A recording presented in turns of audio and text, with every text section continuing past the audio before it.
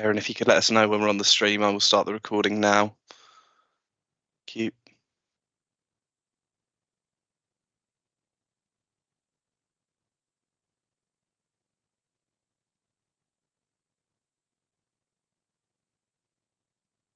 Are we live now?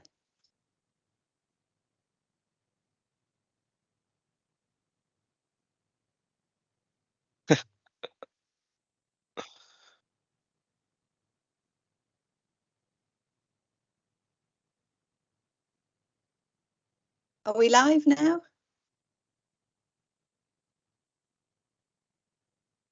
Yes, I believe we are.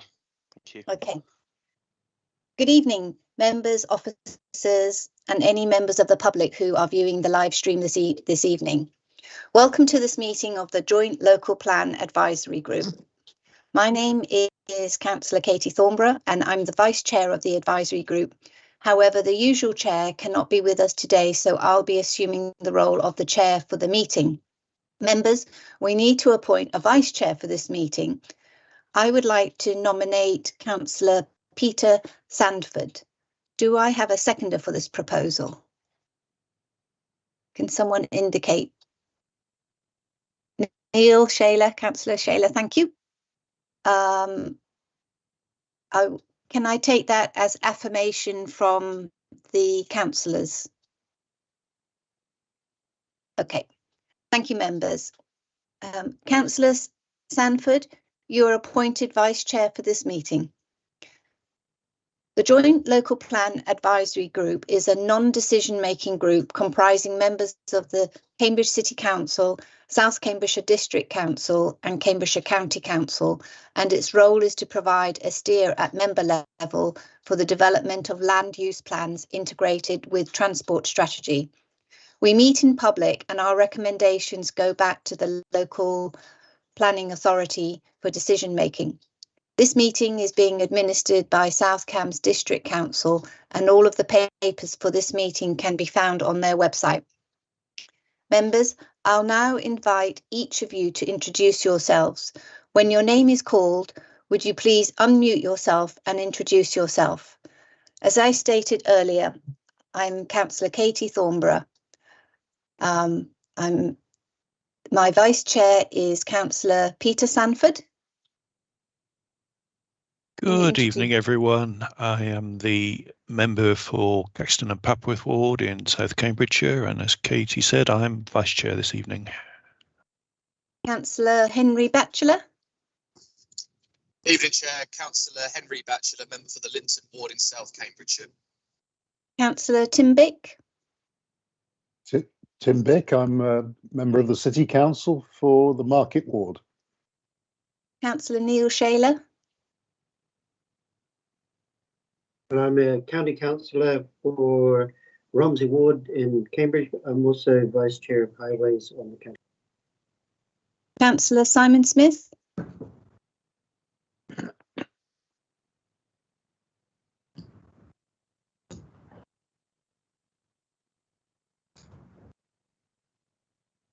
Councillor Simon Smith, are you here? I can see you in the list, but would you like to introduce yourself?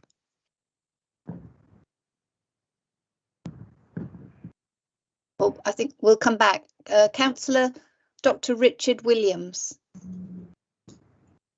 Evening, Chair. Richard Williams, member for the Whittlesford Ward in South Cambs. I see we've got some other councillors joining us. Welcome to everyone. We have a number of officers joining us this evening. Jonathan Dixon, the Planning Policy Manager at the Shared Planning Service. Will you be leading the meeting with support from other officers? Could you, John, kindly introduce yourself and inform us of who you have on hand to assist with the meeting? Thank you, Chair. Yes, we've got quite a variety of officers here reflecting the quite wide-ranging issues we're going through today. So I'll go through in alphabetical order on my screen. We've got Kieran Davies, one of our planning policy officers. And we've got Guy Belcher, who is a City Council ecologist. We've got Jonathan Brooks, who is one of the Greater Cambridge Shared Planning Service urban designers. We've got Lizzie Wood, who's one of our senior policy officers, Nancy Kimberley, a principal planning policy officer, Stuart Morris, a principal planning policy officer, and Terry D'Souza, another principal policy officer, and they'll be taking you through the presentations today. Thank you. I have a message from Councillor Simon Smith that his speaker isn't working, but he is attending, and I hope he'll have a look into that. First item on the agenda is apology for absence. May I ask the Democratic Services Officer Lawrence Damari Homan if we have received any apologies today? Thank you, Chair. Just one apology today, which is from the usual Chair, Councillor Dr. Toomey Hawkins, and Councillor Henry Batchel has kindly stepped in as her substitute this evening. Thank you. Item 2's declaration of interests. Do any members have interest to declare in relation to any item of business on the agenda? If an interest subsequently becomes apparent later in the meeting, please would you raise your hand at that point. Anybody want to declare anything now? Nope, I think we're all clear on that. Item 3 is minutes of previous meeting. Do we have the minutes of the meeting held on the 21st of October 2022 for approval? I think will one of the officers put the minutes up? Someone going to show them? Yes, if you bear with me, I'll happily share those.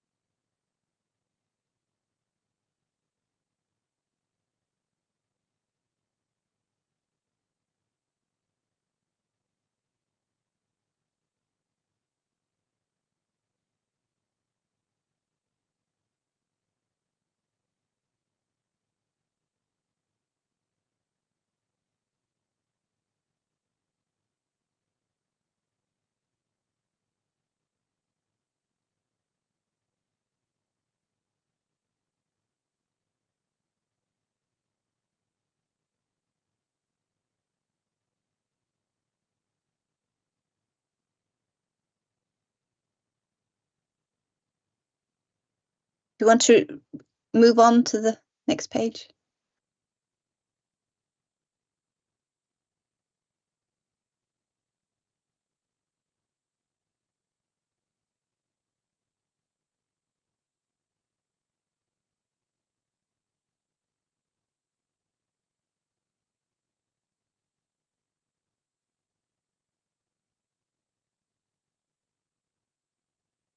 Should we move on to the next page or further down? Yep, thanks.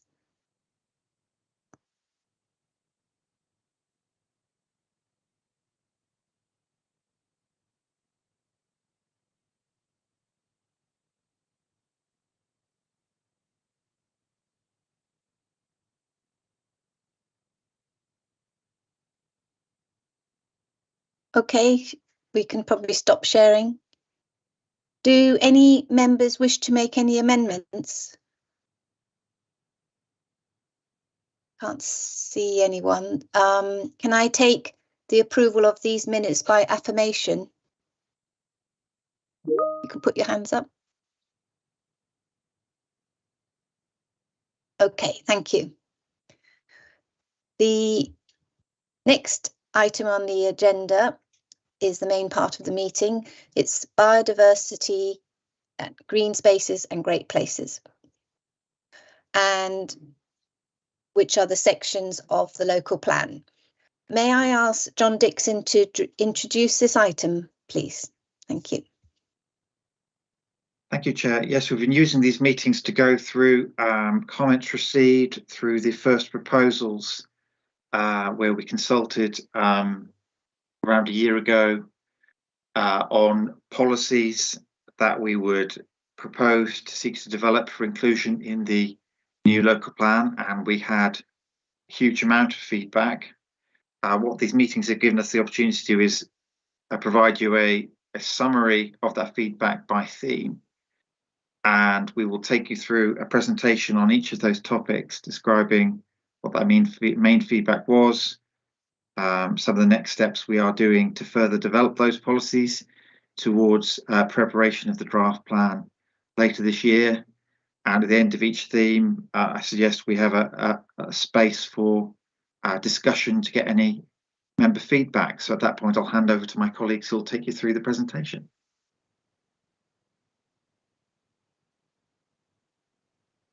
Hi, so I'll be taking you through the green spaces and biodiversity theme policies.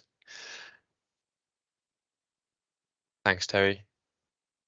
So just a reminder of the theme as a whole. So we've got 6 policies and the overall aim. So one of the 7 aims, one for each theme for the biodiversity and green spaces, is the one that you can see in front of you. And so that's obviously biodiversity for wildlife and green spaces for people, ensuring and leaving the development leaves the natural environment better than it was before. So it's all about enhancement, I guess, relating to the council's respective biodiversity emergencies, the doubling nature aspiration. Next slide, please.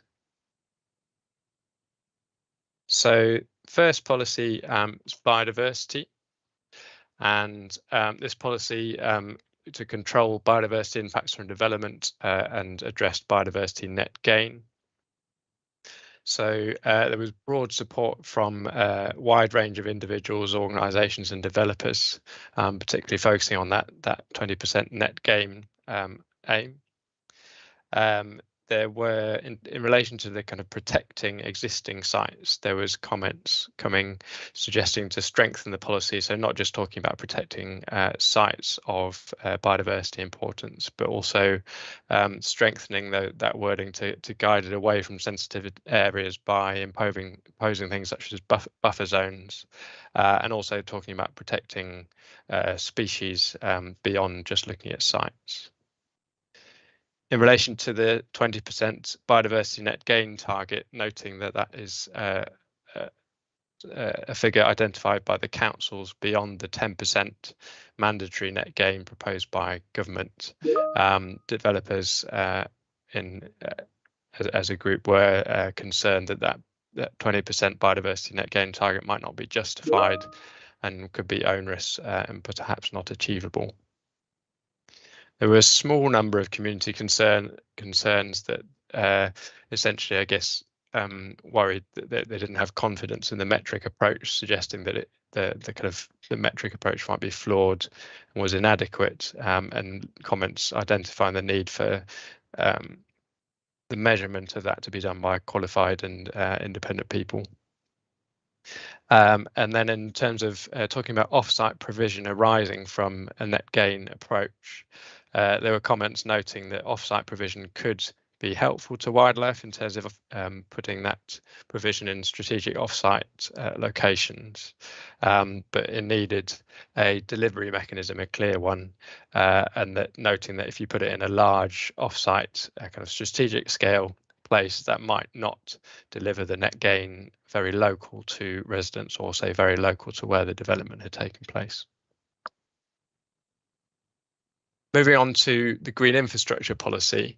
So this policy identified the existing green infrastructure network, and it also identified 14 strategic green infrastructure initiatives intended to enhance what's already there.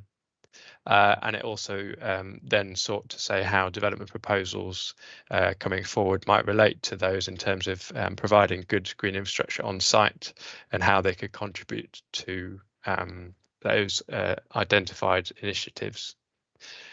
And I should say, before getting to the comments, that that kind of implementation of how that might happen really wasn't set out. It was a fairly high level at the first proposal stage.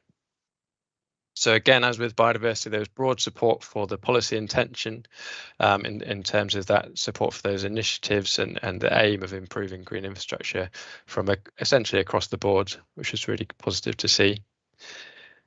There were comments suggesting that policy direction is good, but needed clarification including how it relates to other policies and Natural England's green space accessibility standard.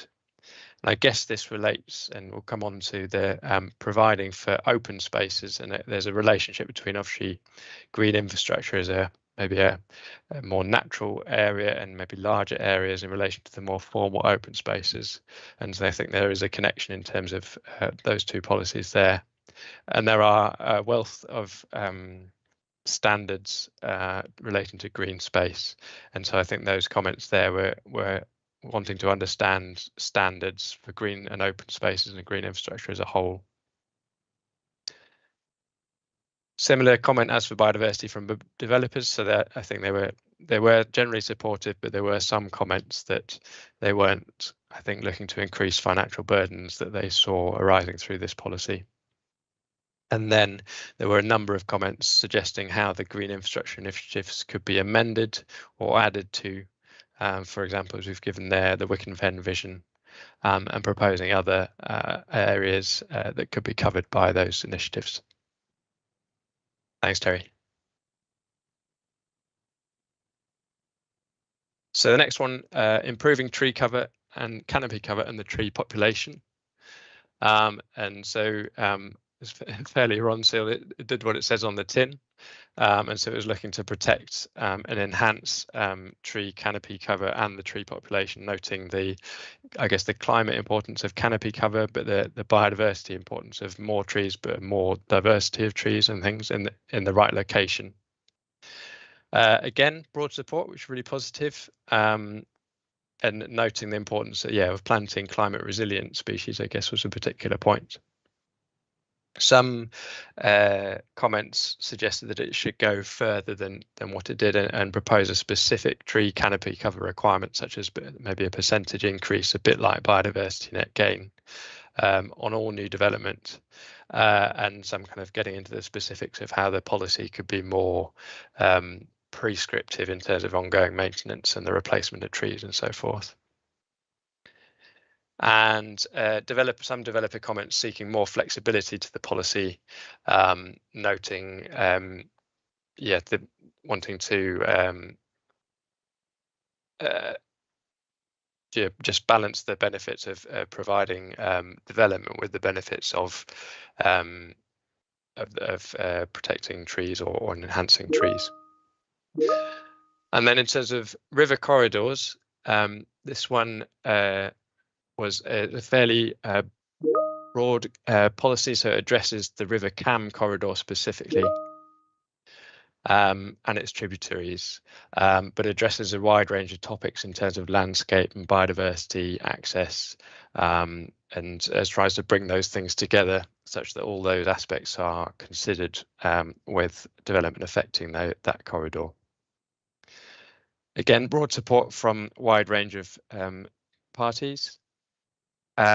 Some comments that the policy is a bit too general and needs some more precision, which perhaps relates to its kind of cross-cutting nature, which kind of refers back to other elements of the plan. There was a small number of comments supporting the need to kind of balance those different points about people access versus nature access to the river. And then, excuse me, there was various suggestions to extend the policy approach to include additional areas.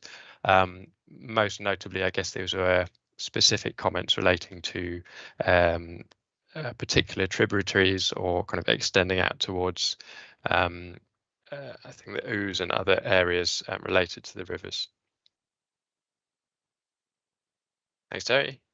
And then the last two policies kind of go together, so they're about protecting and then enhancing open spaces. Both were very high level. They stated the kind of intention, but didn't go into the detail. So protecting open spaces, just mention the types of open space that we'd be thinking about protecting. So just to give you a flavour, the village greens, parks, sports and recreation, allotments, community orchards, local green space. And as you can see, again, broad support. Small number of comments noting that there might be competing policy requirements against this policy. A small number of comments a bit relating back to, you can see with the biodiversity net gain and also the tree canopy cover, the importance of stewardship open space and maintenance of natural features. And a number of a few comments regarding the impacts of development on landscape and open space noted by some individuals and parish councils. And then in terms of providing and enhancing, again, broad support. I think this reflected the broad aim of the biodiversity and green spaces theme. People want to see more green spaces for people and nature. A wide range of comments suggesting how this policy might apply, noting that the policy direction at the first proposal stage was very high level. And so you can see a range of points there that we've included as examples. And then a number of comments also noting the importance that when considering provision of green space, there's a range of factors or kind of additional factors that people wanted to flag that should be considered when preparing these.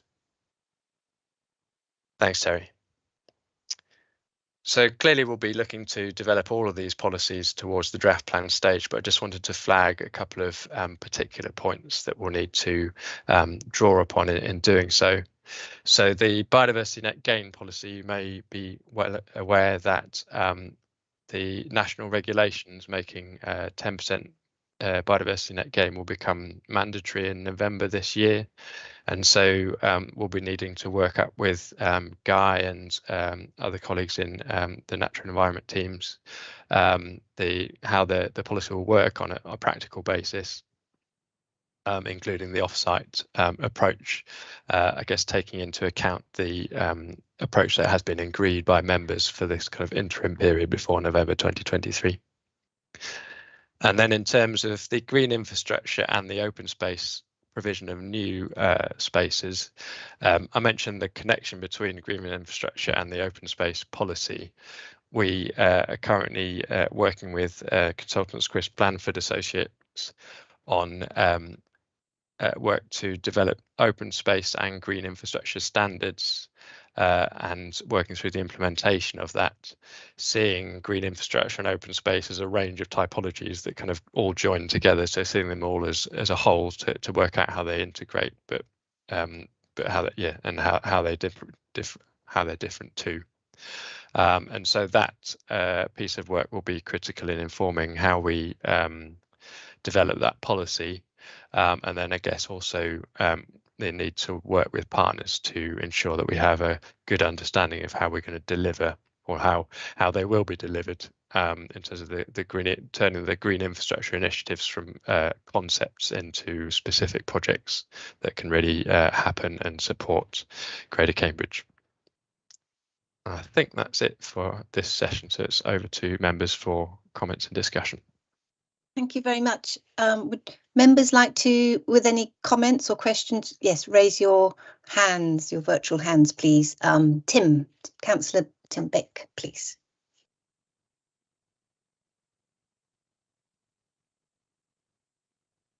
You're still on mute, Councillor Beck.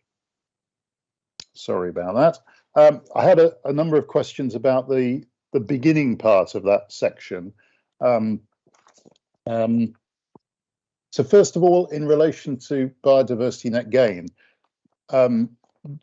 do we feel that we've got an adequate sort of narrative that justifies our exceeding the national minimum? It sounds to me as though it's something where there is a very good story to be told, but I guess we need to make sure that we tell it in a well-calibrated way that makes sense of what we're proposing, apart from the fact that we obviously would like to have as much biodiversity as we can, which probably isn't sufficient. The next question on that topic is, what is the relationship of biodiversity net gain in our policy approach to this other concept that gets bandied around about doubling nature? And what really is the status of that concept of doubling nature? I mean, is that the same thing as net gain? Is that just saying 100% net gain, or how do we relate the one to the other? And then I'm personally of the view that what I think we're trying to say by looking for the biodiversity net gain to be delivered on site if we possibly can, but recognizing that won't always be the case. I just wondered whether we needed sharper elbows in getting that by defining a sort of figure which we would accept as a minimum, because it's quite possible that many developers are going to make that not possible unless there is a sort of sharp edge to our position. And the final question on this sort of section, it was a comment on the introductory piece before the first slide. The term environmental capacity is often bandied around by people who represent themselves in these consultations, and I just want to ask officers: is that a recognisable, meaningful planning concept? Is it something that we address in a different way? And kind of how should we regard that when people are talking about it? Thanks. Stuart, would you like to answer those? Because there's 4 questions there, and then we'll go to Councillor Sanford. I'll give it a good go. So I think I will have a go at the first 2. I think the third particularly, I think I would be very grateful for Guy's expert comment on, but also probably additional comments on the first 2. The fourth, I would be grateful for. I might have some thoughts, but John, I think I'd be grateful for your input to that, if that's all right. So if I make a start on the first 2, so biodiversity net gain, do we have a good enough narrative to exceed the national minimum? So we did look to, we commissioned consultants LUC to do our green infrastructure opportunity mapping, which informed the first proposals. Within that commission, we asked them to identify what narrative might be required to inform a 20% increase, and they did that. Key elements to that, I guess, particularly, I think, into the measurement, is that we have a low amount of nature sites and within our area, and that's the one I've got in my mind particularly. We also had a quick look at the viability point, which will be, I guess, key to justifying whether it's okay, and again, because it hadn't really been tested in many places, there's not a lot to go on. There may be more by the time we get to draft plan to look around the country at other places, but it didn't seem to be coming out as being a significant additional burden. As I say, it is somewhat untested, it's untried, and so I think we will definitely be just checking to see whether there are things we can do to add to the argument. Interestingly, I know that a number of the strategic sites and places we're working with, I think are accepting currently of the aim and are trying to work towards that. So there is some experience that suggests that the developers are willing to at least aim for that higher target. I don't know whether, Guy, you wanted to come in and share anything on that one first. Thanks, Stuart. No, I think you did cover it there. It is, yeah, that the lack of a low percentage of designated sites compared with other sort of authorities and counties across the country that sort of drive that, and also, I guess, that the recreational impacts on the designated sites that we do have as well is sort of key. So the good bits are suffering because we haven't got enough, basically. Thanks, Guy. So number 2 is what the relationship of biodiversity net gain with doubling nature. So this is a fun one, really. So the doubling nature, to my understanding, arose from the local nature partnership and was stated as an aim to double the area of wildlife-rich sites within Cambridgeshire and Peterborough. And as such, I take that to be a kind of an absolute change in kind of land area, whereas biodiversity net gain is a percentage increase in biodiversity credits on a site basis. In terms of the doubling nature, kind of status. So South Cams, via their Doubling Nature strategy, have kind of adopted that as a specific aim, but how they measure up specifically, I don't know that I've got a firm understanding of that. I don't know, again, Guy, whether you want to provide the definitive. Yeah, I think I would add that sort of the Dublin Nature of the vision, it's not just around development, it's all about sort of land management in general as well. So there's lots hopefully coming forward with the ELMs and government subsidies for farming and things like that. So it's kind of all embracing, and biodiversity net gain from development is one element of delivering that broader vision. Thanks, Guy. I think the next one's probably mostly for you if you're willing. So I think Tim, you were saying that net gain should be delivered on site if possible. Do we need to define a kind of a minimum on site percentage so that people don't, developers don't push it all off site and develop some sharper elbows? Is that about right in terms of the question? Yeah, sure. So yes, there is a risk there. I think but it does come down to a site-by-site basis. When you have a very large growth site, for instance, lots of land, lots of capacity, then it's far easier to deliver the 10% and hopefully more on site. On site, through biodiversity net gain best practice, published best practice, it is to do it on site, and that's mainly sort of driving to protect existing features on that site through good design, buffer them, enhance them.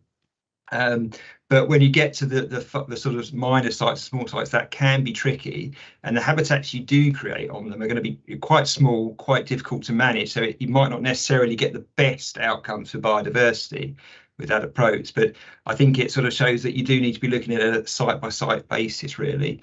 But certainly on larger sites, or sort of medium sites, perhaps the 10% could be seen as the minimum on site, and anything over that may be more strategic. But yeah, it's still needs working through, I think.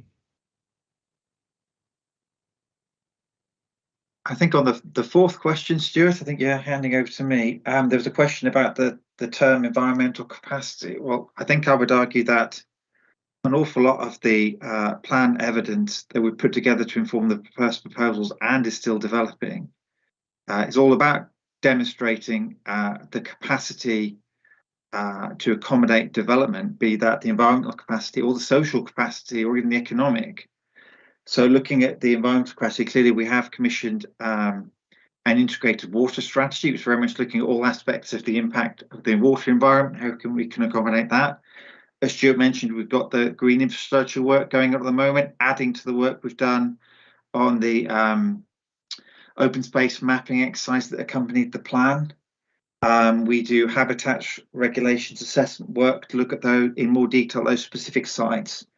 And that picture is then drawn together in our sustainability appraisal. So I would argue that whilst that is an encompassing term, environmental capacity, we look at all aspects of sustainability and the ability to accommodate and plan for development effectively. So I think we've got a lot of evidence that will cover those issues.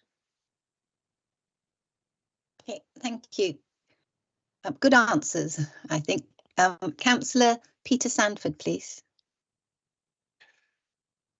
Thank you, Chair. I just wanted to take a step back and get a high-level overview of the responses. Most of the sections you said there were a few comments. Would it be fair to say that most respondents were supportive? That was sort of my impression as I skimmed through, but if people are supportive, we don't want to give too much weight to the minority comments, if that makes any sense. We'll just have questions from Neil Shaler as well before we go back to the team for answers. Neil, thanks. Thank you, Chair.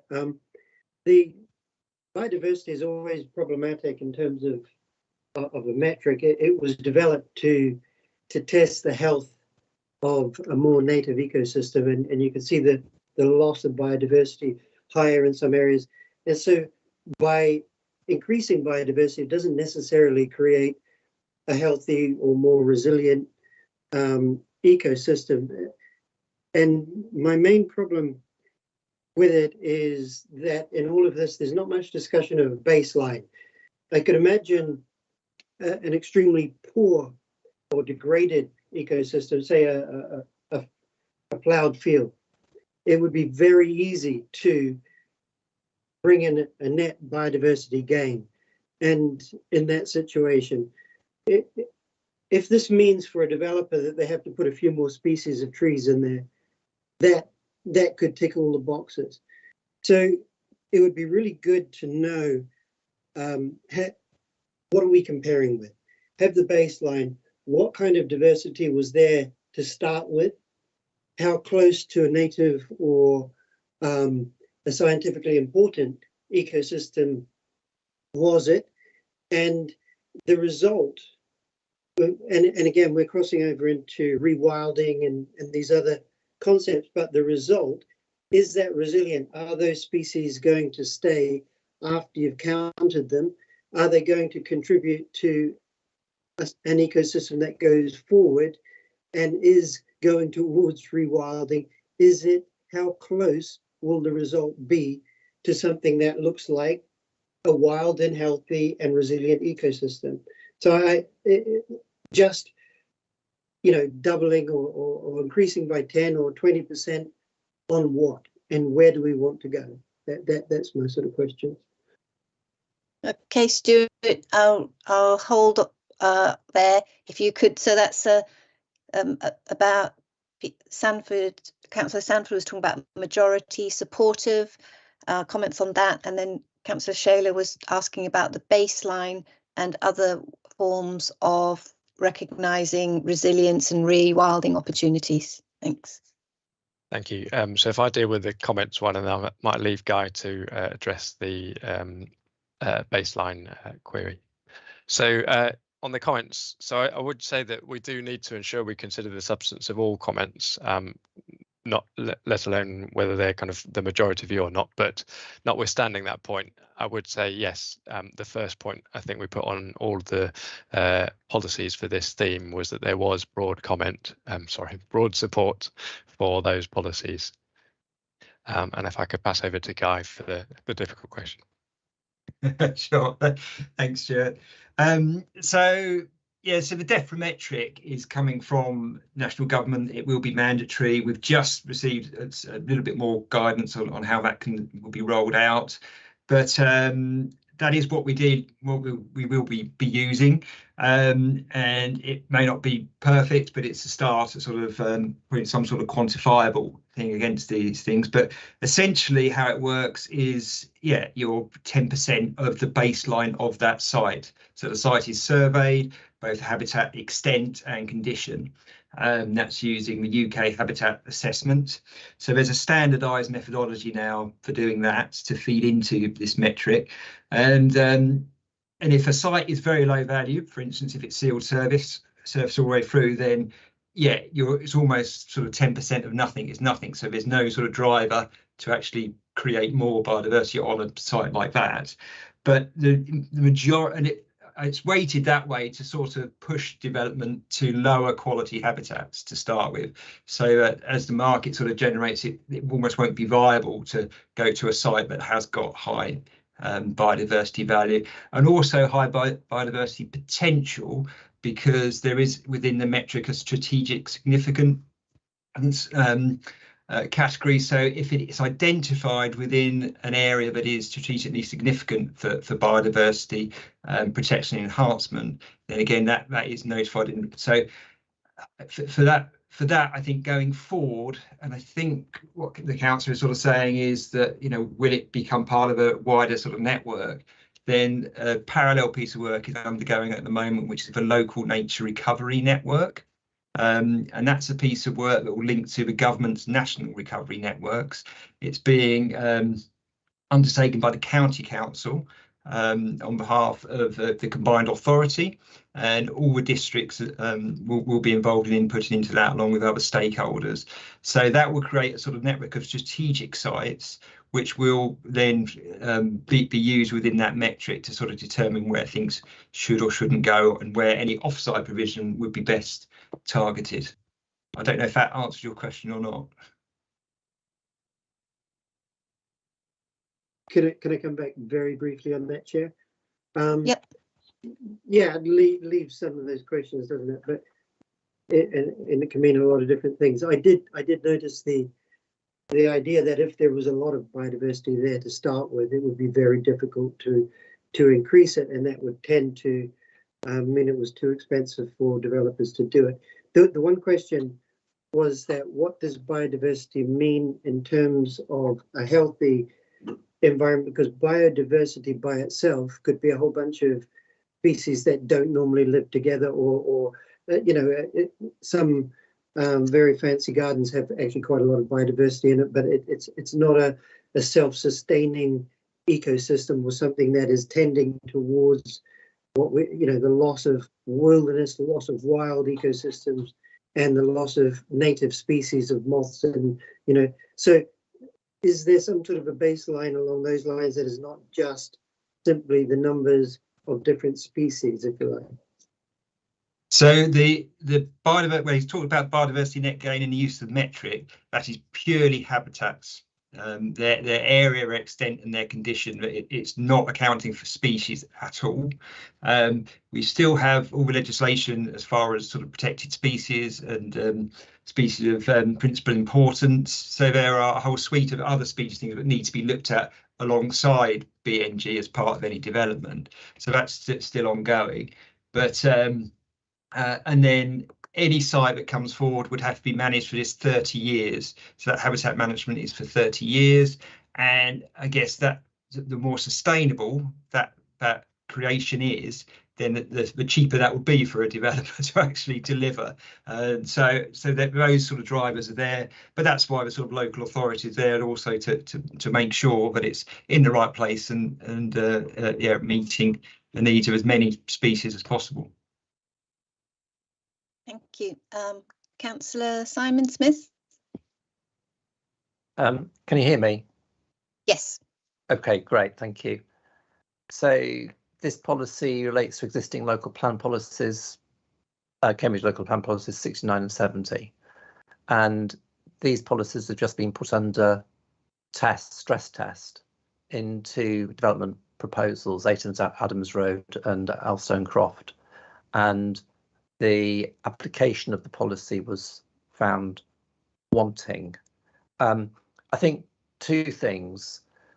First of all, I don't think there's been sufficient recognition of the value of the buffer zones around the designated reserves. The boundaries are determined by land ownership, not by the value of the habitat of the adjoining area, and I think that absolutely needs to be addressed in new policy.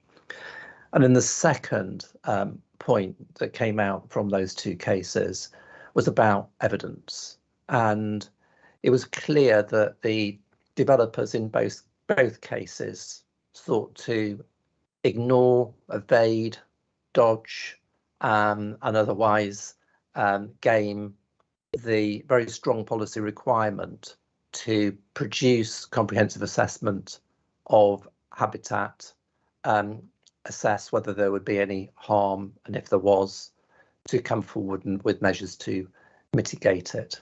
And both applicants failed to do that. Now, as a result, those two recommendations to approve both those schemes were overturned by committee, and we've now got an appeal where the inspector has dismissed one of the applicants' appeals, and therefore sustaining the policy and noting their failure to comply with it. So I think there are lessons to be learned from these two cases, and I think we need to go back and look very carefully at the evidence base. We have to protect those sites which are most vulnerable to development pressures. Otherwise, they're not worth the paper they're written on, frankly. Thank you, Simon. Councillor Smith, I think there were statements rather than questions, but Stuart or Guy, do you want to comment on this?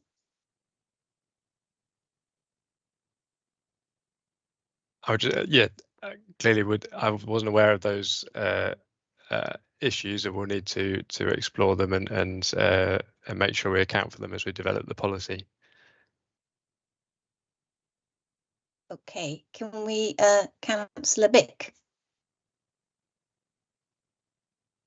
Thank you. I had another couple of questions about the two policy areas in which open space features. I wanted to ask what we're really trying to achieve with these policy areas. Are we talking about public open space? Are we talking about private open space? Are we talking about open space that has an aspect of access for the public? And really, even in these papers, it's a bit confused. Are we talking about open space, or are we talking about green open space? Because there are important differences between all of those concepts. And I found myself getting a bit lost about what the core thrust of the policy that I understand protecting, I understand creating, but exactly what and for what reason seems to get a bit lost in the verbiage here. I do wonder. I mean, these processes don't really work if we're turning everything into a different view between the urban and the rural areas. But I do have a strong sense in this area of policy. There are very different considerations in an urban area than a built-up area, and I wonder whether we need to flex our policy to recognise that. For me, there is obviously some overlay in open space between biodiversity, sustainable drainage, trees, setting of heritage buildings. The list could be much longer than that, I think.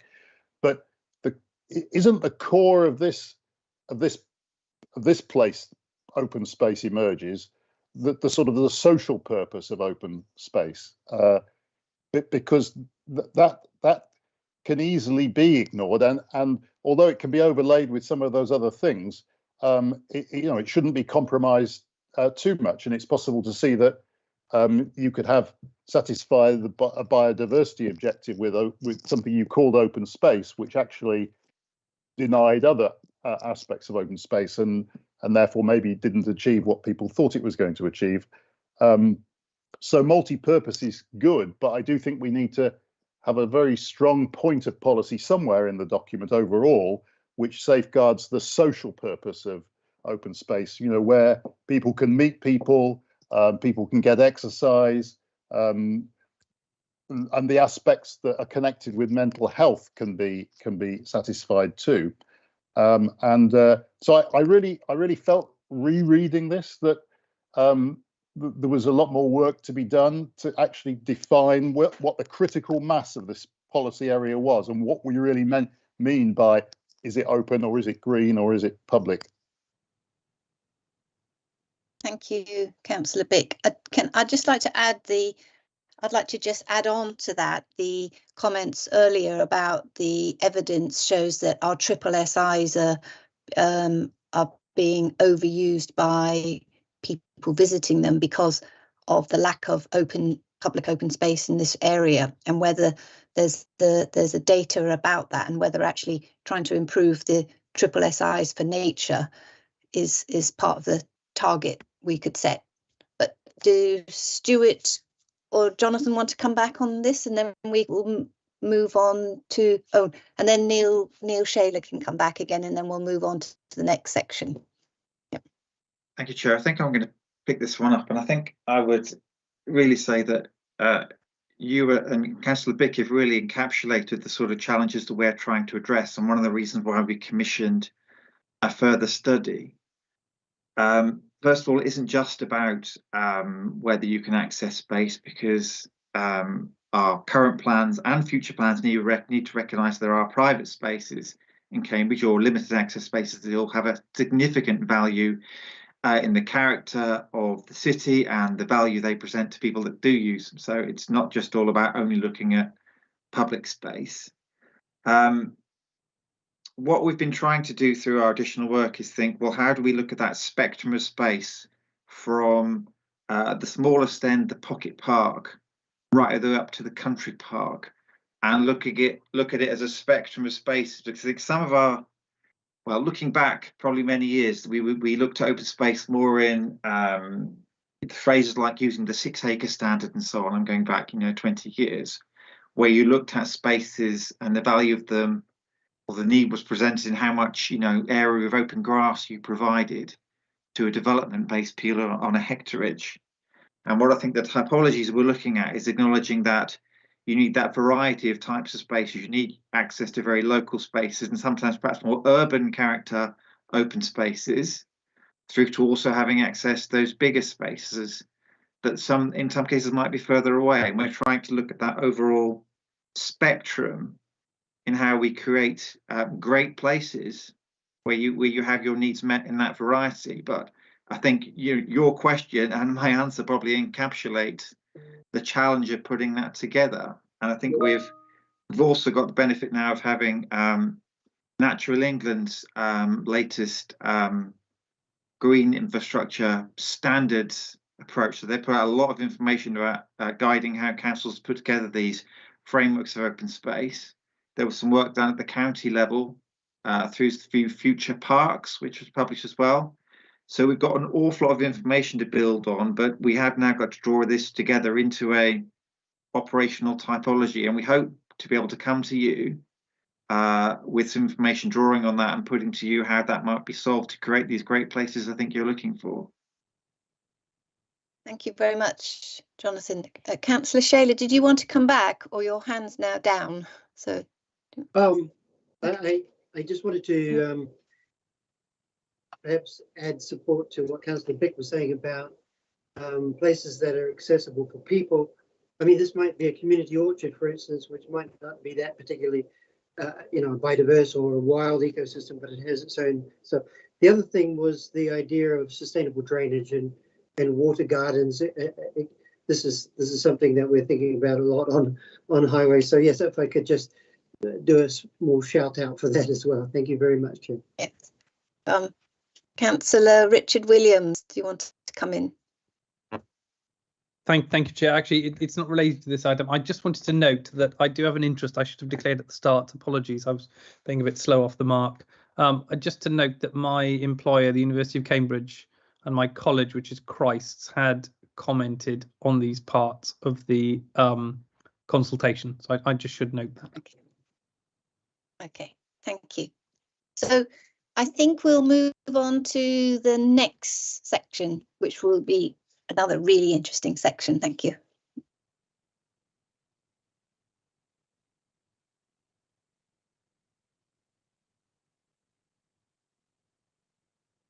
Thank you, Chair, and good evening, everybody. I'm Terry D'Souza, so I work in the planning policy team. So I'm going to talk through the Great Places chapter now with a number of my colleagues who are joining us on the call. Essentially, there are 8 policies within the Great Places chapter, and they cover a range of issues, including design, landscape, greenbelt, and the historic environment. So the main aim for the Great Places chapter is to sustain the unique character of Cambridge and South Cambridgeshire, and complement it with beautiful and distinct development, creating a place where people want to live, work and play. And that's really about ensuring that high quality design does create those places that people want to live, work and play. And that's through kind of enhancing our local landscapes, raising our climate ambitions, and also sensitively responding to our historic environment. Okay, so I'm going to start with the first policy, which is people and place responsive design. So this sets an overall kind of strategic vision for how we will achieve high quality design in Greater Cambridge, and that includes both the rural and the urban areas. It sets out that the expectations are about understanding the context of the development, which is so critical, and understanding the kind of impact on place around them, as well as the needs of users. So broadly speaking, there was again general support for the policy, in particular the objective to create places that are locally distinctive and reflect special qualities of their individual locations. There were contrasting views actually on a number of the policies, on the number of policies required, and some were of the view that the policies should be more flexible in their approach, to enable buildings to come forward that are taller than the prevailing townscape. And other contrasting views were that actually greater care needs to be taken to protect the Cambridge skyline in particular and the key views in and around the city. There was also some comments relating that there should be greater emphasis on engagement with local communities to improve the design of developments, and in particular the quality of documents like design codes, and reading the National Model Design Code and the requirements that national government are setting. Community engagement is a really key part of creating design codes, and so that was reflected in some of the comments that we would see. In terms of North East Cambridge, which came up as a specific point, there was some support for it to be a kind of distinct new part of the city.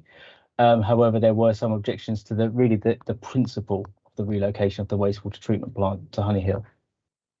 I'm now going to pass over to my colleague Nancy Kimberley, who's going to talk about the next policy in this chapter. Thanks, Terry. Yeah, I'm going to talk about the protection and enhancement of landscape character policy, which set out how development should address landscape character and features in Greater Cambridge. Again, there was broad support for this policy. There were some requests for clarity. Some of the bullet points that we put in the first proposal talked about green gaps, and people wanted to know what actually made them important and that we were clear on that. And there are also some suggestions for areas that should be protected, such as river and brook corridors, West Cambridge, and the area around White Hill to the south of Cambridge. And there were some developer and landowner views that development can also have positive impact on the character of landscapes, but that features of particular value should be retained, and it shouldn't just be a blanket kind of retainment of landscape features. There were some comments that some of the emerging site allocations wouldn't actually be in line with the policy, including comments on the impacts of overdevelopment. There are also comments on the importance of tree and hedge planting as screening in new developments. And one of the areas that the policy looked at was the important countryside frontages, which is an existing policy area in the South Cambs plan that we were going to take forward into the Greater Cambridge plan. Some comments were highlighting areas that should be included, and others were sort of saying these areas are no longer fulfil the requirements. If we could have the next slide. Thank you.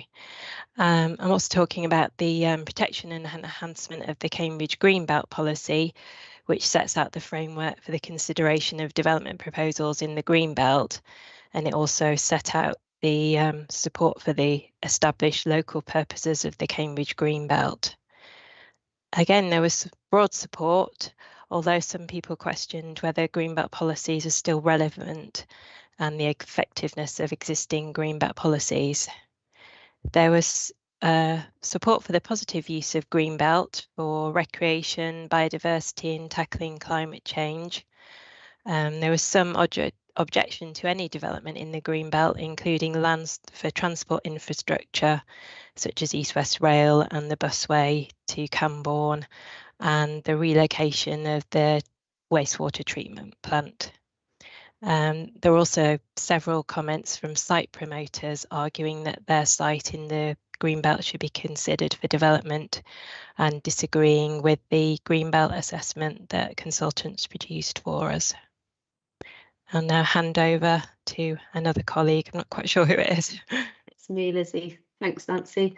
So policy GPQD, achieving high quality developments, sets out the requirements for design quality to be achieved by new developments, including high quality alterations and extensions to existing developments. Overall, there was general support for the policy and the encouragement of mixed use proposals. There were several suggestions to improve the policy with introduction of design and environmental building standards and crime prevention measures. Some comments suggested maximising the opportunities to develop previously developed land and underutilised sites in the urban area. Some comments suggested that further clarification was needed on the definition of tall buildings and whether a standalone policy for tall buildings was required. And there were general comments noted for the need to create safe streets for children to play in, and accessible streets for everybody as part of a wider public realm improvement. Next slide, please, Terry. And policy GPQP, establishing high quality landscape and public realm, does what it says on the tin, sets out requirements for creating inclusively designed high quality streets, landscape and public realm. There were many respondents expressing support for the policy, and one suggestion that the policy should not encourage solely landscape-led development, but also respond to other design, land use and landscape considerations. There were various comments on enhancing the policy to include improving the quality and experience of public spaces, including through home zone, low traffic neighbourhoods and 15-minute cities. And more generally, there were comments on a range of points on the existing streets and spaces in the city, and how busy they were and how they were not always well maintained, and how we need to consider anti-terrorism architecture. I'll now hand you over to Kieran. Hi, good evening. Yeah, so this next policy, GPHA, conservation enhancement of heritage assets, relates to any development proposals that could potentially affect listed buildings or conservation areas.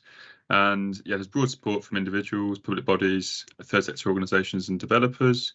There was a really lengthy representation from Historic England, which relates to the second bullet point. So they provided feedback to try and improve the policy, such as including a more positive strategy for historic environment in a more kind of broader sense than just focusing upon specific areas of the city of Cambridge, addressing designated and non-designated heritage assets, heritage risk and historic shopfronts. So basically that's widening the scope of the policy, and in response to that, this policy will now contain some of those policy requirements, so such as historic shopfronts and heritage at risk. There was some more critical comments from organisations such as Cambridge Past, Present and Future, who stated that there needed to be more up-to-date conservation area appraisals. There were a couple of other comments. Parish Council saying that policy was too Cambridge focused, and there was a comment from a developer saying that they thought that the policy should recognise how new development can enhance heritage assets. Historic England, another part of their policy, their representation to the policy was that they had concerns about how parts of Cambridge's setting have been defined and measured in the strategic heritage impact assessment, and they suggested some ways to improve the work going on in this area. I guess the only thing to add to this this part of policy is following on from our briefing about the NPPF proposals. I mean, this could be an area that the government takes into national development management policy. So yeah, it's an area to watch this space, I guess. Next slide, please, Terry. Thanks. So yeah, this last one, GPCC, adapting heritage assets to climate change. Yes, related to kind of yeah, I guess as it says in the tin, really, kind of making heritage assets more responsive to the kind of climate crisis. And yeah, there's broad support from a variety of organisations, individuals and public bodies. The second comment relates to Historic England, who provided quite again another lengthy detailed representation where they expressed broad support, but also improvements to the policy, such as making sure that it doesn't harm heritage assets, and that the kind of benefits of sympathetic restoration articulated in the policy. And they also, the third bullet point relates to Cambridge Past, Present and Future, who said that more detailed guidance is needed about the location of solar panels.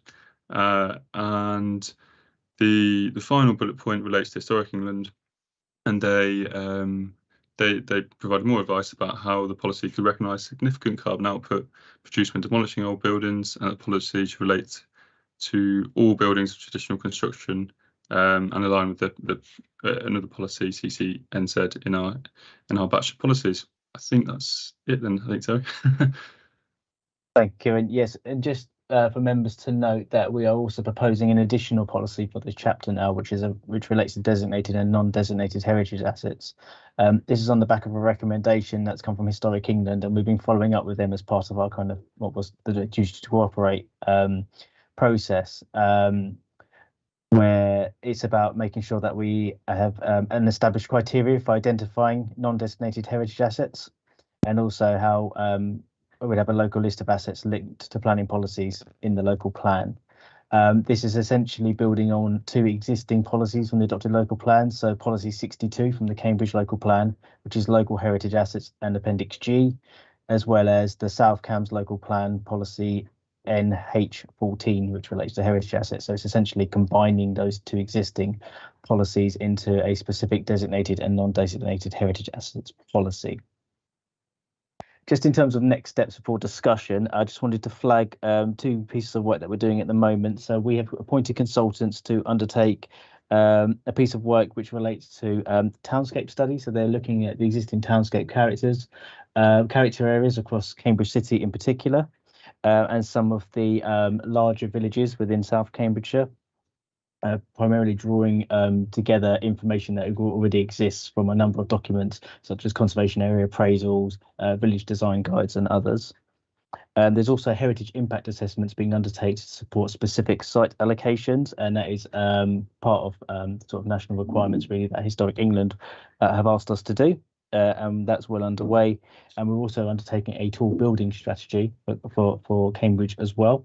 That's still early days at the moment in that piece of work, but it's about understanding what we may need to do further to support and enhance the current Appendix F in the Cambridge local plan, which essentially manages tall buildings and tall building proposals, and also starts to not only understand the impacts of tall buildings on individual sites, but also that cumulative impact as well on tall buildings and key views across the city in particular.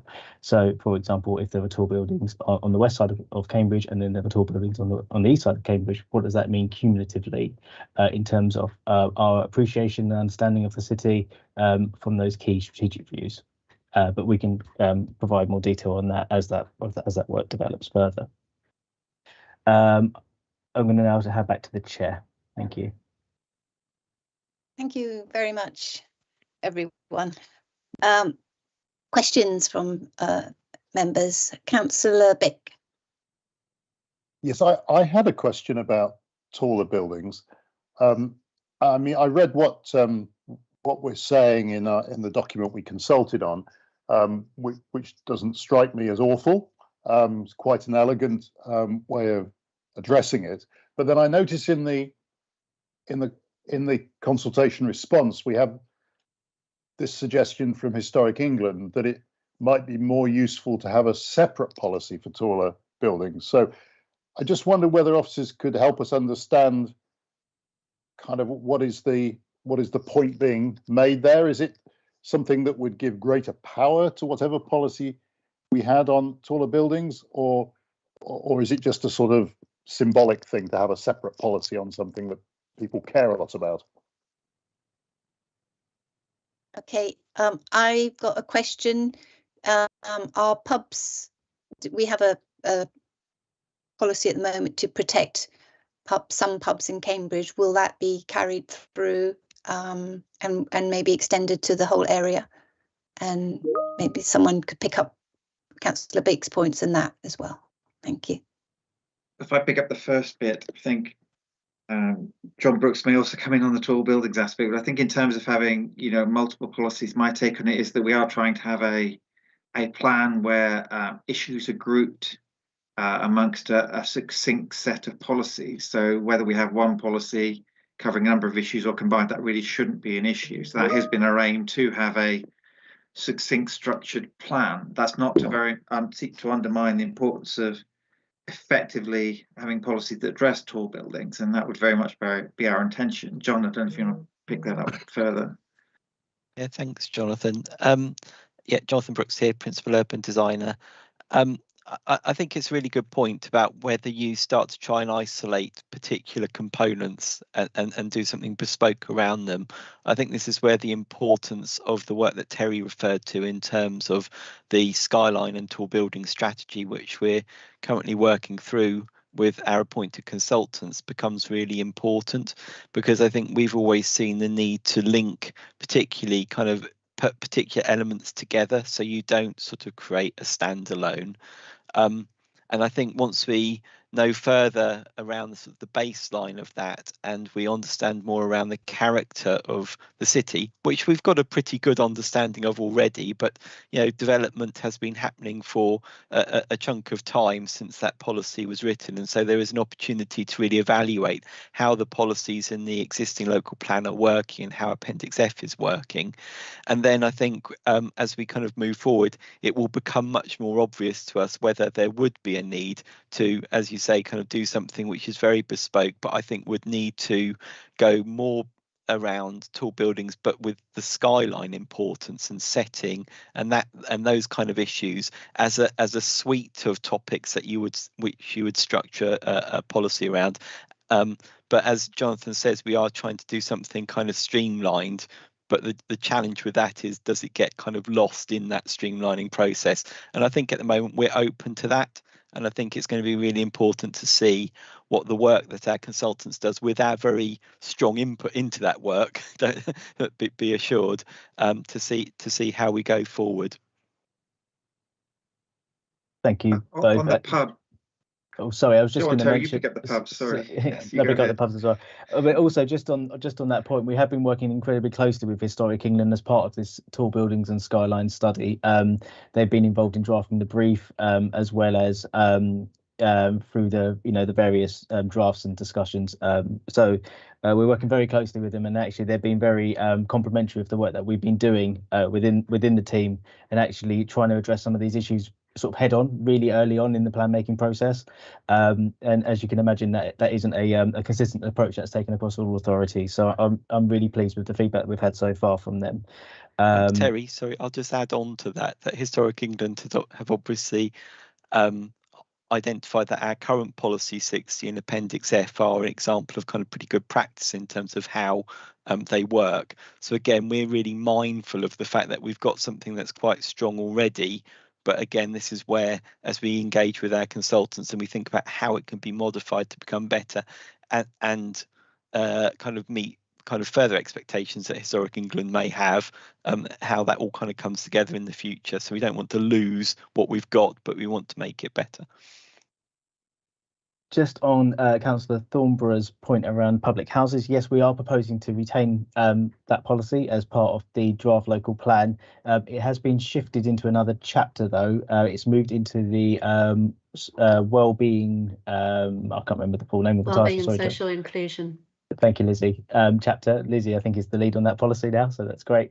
And this chapter will actually also include the policy relating to housing densities, which I believe was taken to this group at a previous meeting when it was discussed in the housing chapter. So essentially, members are already aware of the consultation responses to that policy, so we didn't want to repeat it for this evening's meeting, but the housing density policy will be moving into the Great Places chapter. Thank you, Chair. Thank you very much. So we can have Councillor Dr. Richard Williams and then Simon Smith, please. Okay, thank you very much, Chair. Yeah, my question relates to the high quality development policy, so GP/QD. It's just the section around responding to local character. I mean, I was just wondering, in what way is that policy going to respond to local character? Because it seems to me that there are some very sort of okay in themselves points in that policy, but at no point does it actually require designs of buildings to respond to the existing environment that's already there, which I'd see as being part of, key part of responding to local character. So I'd just be interested to hear from officers in what way actually this policy will require a response to local character, because to my mind, whilst it says a lot about the nature of the design, it doesn't actually require any sort of anything we could hold developers to in terms of bringing forward development that are actually sympathetic to what's already in rural or urban areas, rather than, I think as we get a lot of in Cambridge, a completely different architectural style thrown in with a lot of other completely architectural different styles, and the whole place starts to begin to look a bit of a mess. Well, there's a question. Let's have Simon pose his points and questions, and then we'll bring the team in. Thank you. Okay, well, first of all, I must confess, I don't know much about urban design, but annoyingly, I know what I like and don't like. So this is not a very professional set of comments. I think what I've noted is that where there have been parameter plans, and there was one for Darwin Green, taller development has worked very well because it's respected the existing development.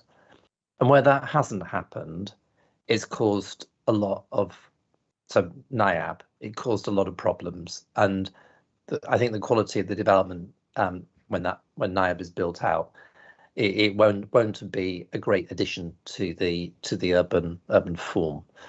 So I think we've had one approach which has worked very well.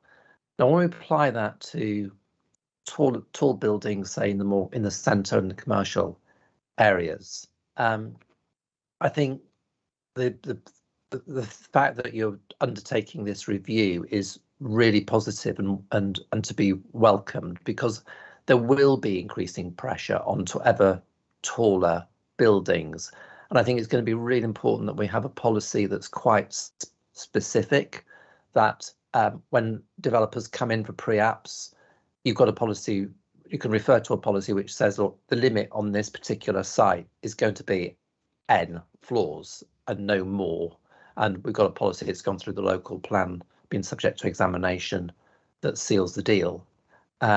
Because what we don't want to see are centre points and Euston Towers, which are just kind of out of place with the whole street scene and the environment and that part of London.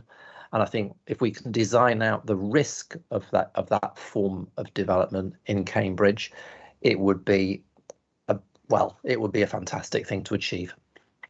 Okay, so that's it for me. Thank you. We'll have maybe the officers can come back on those points and questions, and then we'll have Councillor Sanford afterwards. Thank you. So I'll start, maybe John Brooks, maybe you might want to join in as well. So just in terms of, I'm starting off with Councillor Smith's comments. So as part of the work that our consultants are doing, looking at the skyline and tall buildings strategy and study, they are kind of reviewing the existing policy, as John mentioned. So it's about understanding its implementation and how it actually has worked to inform the recent developments that we've seen across Cambridge, I'd say over the last 5 or 6 years. So, and it's about, I suppose, understanding how in their kind of, I suppose, objective minds, how successful that has been, and times where it's worked and times when it hasn't worked, and kind of understanding the rationale for that. Obviously, when you have a tall buildings policy, the character of the city varies so greatly, whether you're working with a historic core or whether you're dealing with one of the grove sites on the edge of town. And so, this is where the kind of, I suppose, coming slightly into Councillor Richard Williams' point, is about local context. I think is really important. It's about understanding that context to then understand the kind of, the rationale for tall buildings and whether they are in principle acceptable or not. And then the matters of the detailed design, where John Brooks' expertise and others is then really, really critical in making sure we get good outcomes. I think the point around understanding, implementing specific limits or height limits for developments is a really interesting point, and a discussion that we've actually had recently with our consultants. Some councils have gone with that type of approach, and there are pros and cons, I would say, with that approach. I think from my own personal experience of working elsewhere, as soon as you set a maximum height, it suddenly becomes the minimum, which is always a challenge. And so actually going for more of a criteria-based approach in the policy, like we do currently have in the Policy 60 and Appendix F, can be more beneficial, because that's where you really start to understand the context-led approach, rather than we have a benchmark, and from a developer's balance sheet, that's your starting point.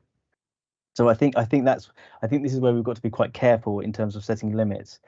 What's quite interesting though is what our consultants have done is, as part of the current policy 60, we define what a tall building is in Cambridge, and John, you're probably going to need to correct me, but I think it's around 4 or 5 stories, I think it is. And is that right, John? Yeah, we've got a sort of 13 metre and 18 metre depending on where you are in the city. So we default to the historic England definition, which is, significantly taller than the buildings around it, which is sort of suitably vague. But then we do put the meterage in to reflect what might be a circumstance for the city centre or the historic core versus outlying suburbs. And I know that Terry's now going to talk about average heights. Are you? Or do you want me to? Partly, yeah, just to say that they've actually started mapping to see what that actually means in a Cambridge context, and not only looking at new development that's come forward, but actually looking at historic development to see. And actually, it's quite surprising to see how many buildings are actually beyond what we consider to be a tall building in a Cambridge context. So it's giving us, as part of this kind of review of understanding the policy and its kind of intentions, it's about understanding, is that kind of 13 meters, 18 meters still right? And it's about understanding whether, if we're saying that that is a definition of tall, but actually there's over 1,000 or whatever buildings that actually break that definition of tall, is that definition still right? So this is kind of the bigger kind of context piece of work that we're doing at the moment. Sorry if I'm being slightly vague with it, because it's still very much a live discussion that we're having at the moment within the team and with our consultants. But it's lots of head scratching, but really interesting stuff. So hopefully we'll be able to be a bit more definitive on some of this as we move forward. John, is there anything else you wanted to add? I'll just come in on that as well, if I may. I think the other thing that's changed since we wrote the last policy, which was an evolution of the policy before, was that we do have access to much more interesting and useful kind of digital information. So we can start to set, we've got viewpoints, for instance, in the existing Cambridge local plan. And you can look from a viewpoint and you can say, well, what's the impact on that? Well, part of the work that we're getting the consultants to do is actually to provide a more kind of qualitative assessment of what that view is all about. So you can pick out components in that view.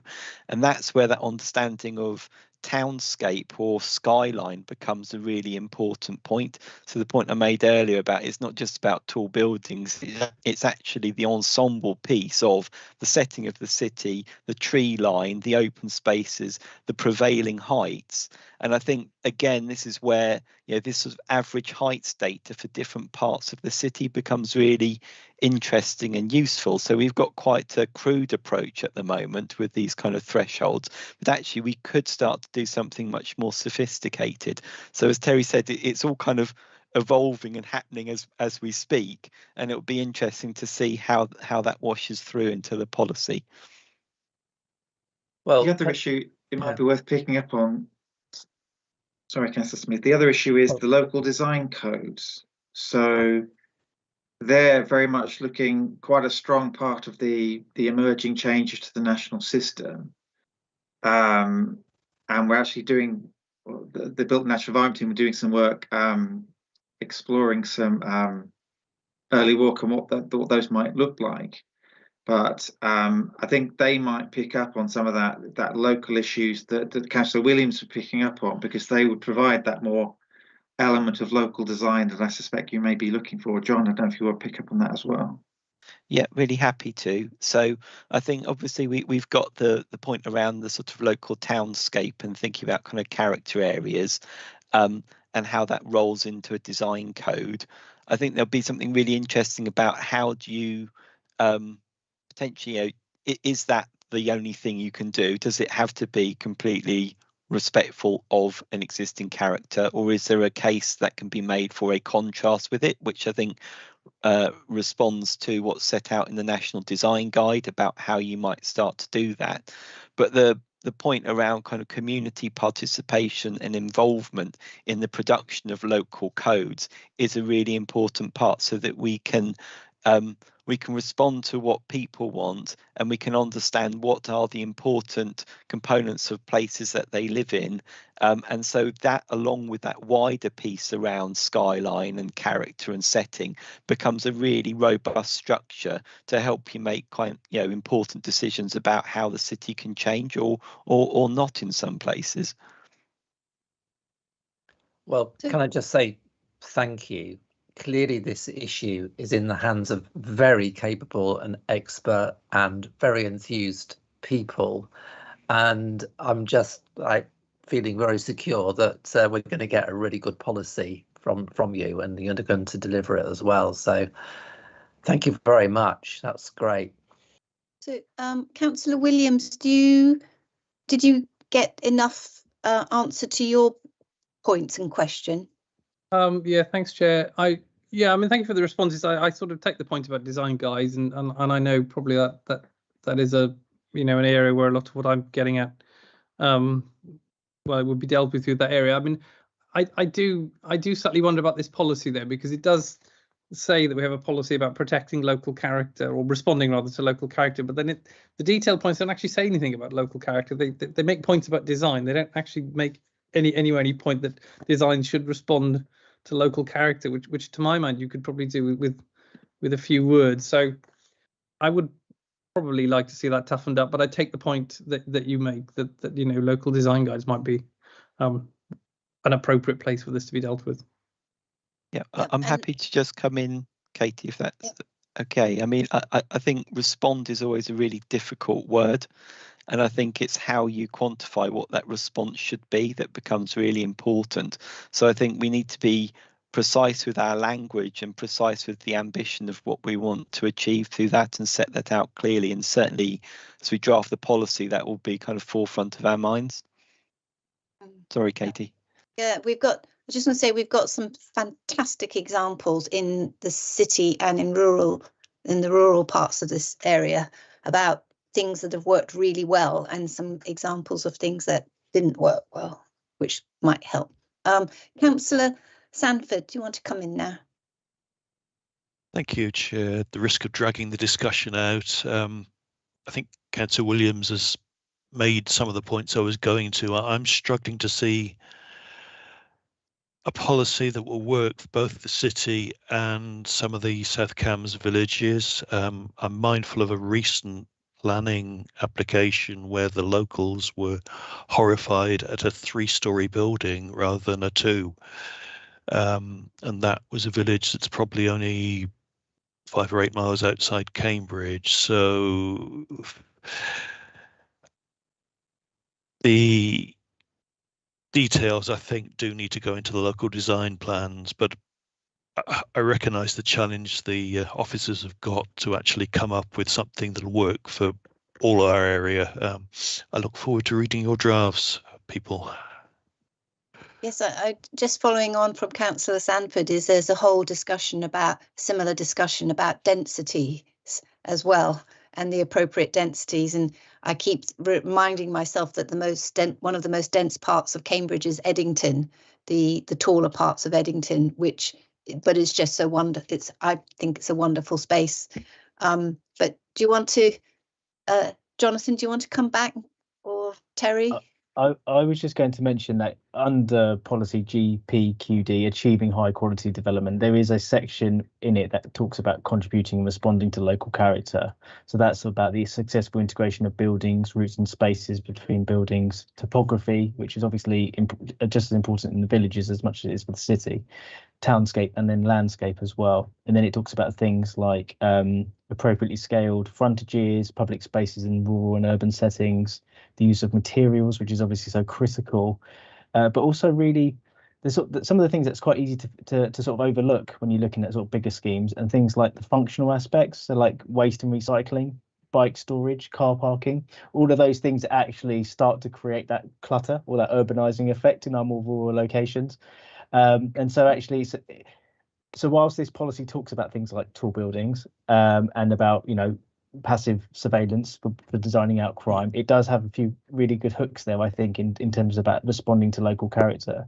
we've done a huge amount of work so far on evidence, so looking at landscape character. The townscape work's underway at the moment, and so I think the kind of one of the key emphasis for this policy is going to be about actually saying, what do we expect development proposals to demonstrate as part of the work, that as part of their proposals, where, you know, whether it conforms with local character or is at odds with local character, what are we expecting, what are the planning committee expecting to see for new developments in order to make that case and make sure that, you know, those proposals are justified.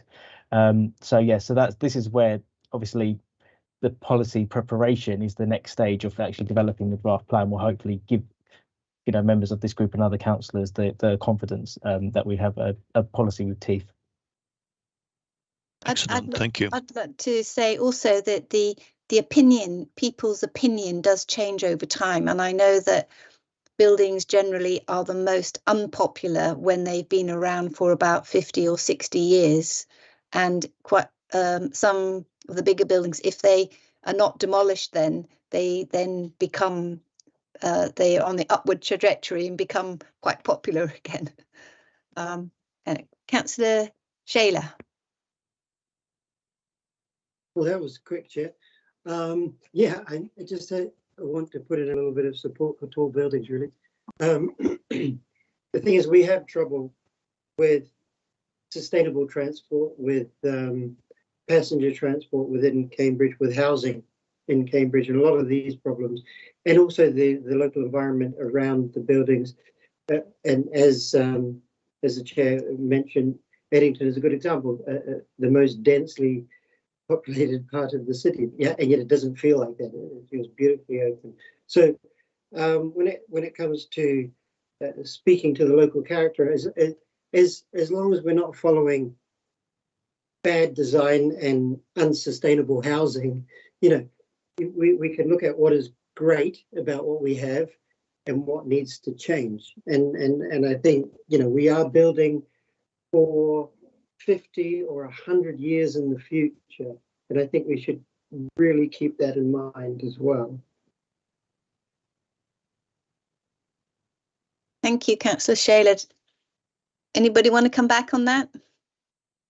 Yeah, I will do. I think just I think it's an absolute example of the relationship to density. So height is one component of creating denser places, but actually there are different kind of density models that you can follow. So, you know, and also measures of density.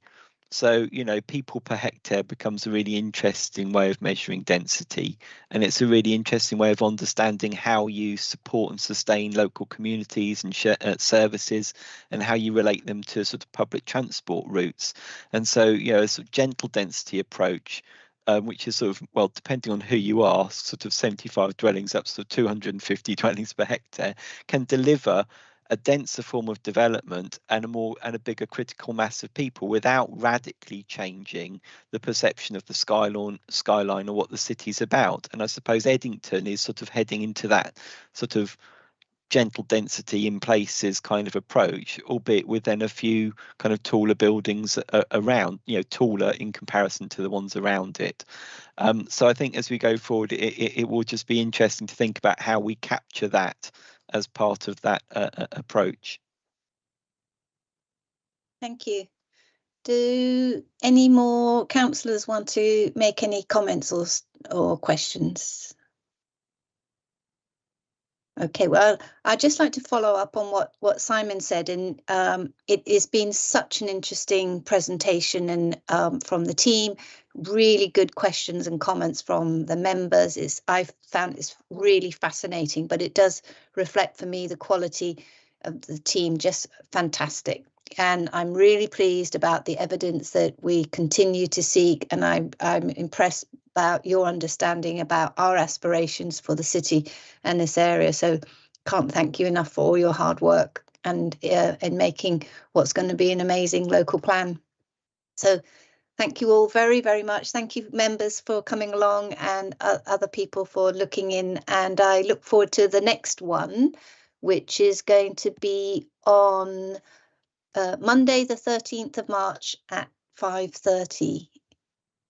So thank you all very much, and I hope the rest of your evening goes well. Good night.